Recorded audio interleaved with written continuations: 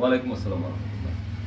Sir, আমাদের এই যে আমার এই ইনপ্ল্যান্টটা এইভাবে নুয়ে পড়ার কারণ কি?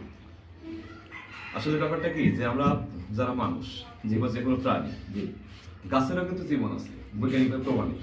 জি তা আমাদের যদি আমরা খাবার খাই, জি খাবারে যদি ভারসাম্য না থাকে, সুষম খাবার যদি না খাই, পুষ্টি সমৃদ্ধ খাবার যদি না খাই, তাহলে আমাদের স্বাস্থ্যহানি ঘটে কিনা।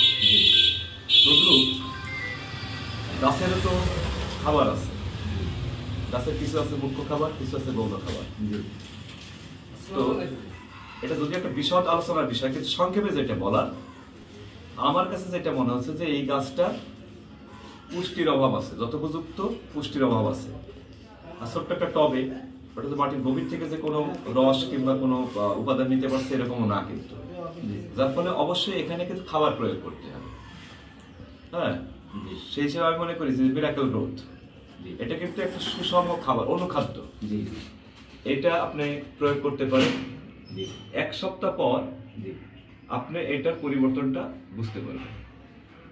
স্যার, আমি এই গাছটা উঠাই।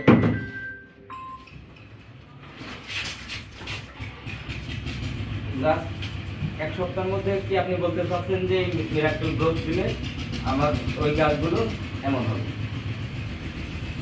এমন হবে মানে কি যে এর চেয়েও আরো সুন্দর হবে। আলহামদুলিল্লাহ, আলহামদুলিল্লাহ। আমরা ইনশাআল্লাহ আমার ছাদ বাগানে যে গাছগুলো হয় ইনশাআল্লাহ এই মিরাকেল গ্রোথ আমরা ব্যবহার করব এবং আমার এইটাতেও দিয়ে দেখবো যদি হয়। ইনশাআল্লাহ আমরা শুধু এইটা ব্যবহার না, আরো যাতে 50-100 লোকের কাছে আমরা বিক্রি করতে পারি বা তাদেরকে এই সেবাটা প্রদান করতে পারি, এই লক্ষ্যে ইনশাআল্লাহ কাজ করব। স্যার, আপনাকে অসংখ্য ধন্যবাদ। আসসালামু আলাইকুম ওয়া রাহমাতুল্লাহ। ওয়ালাইকুম আসসালাম ওয়া রাহমাতুল্লাহ।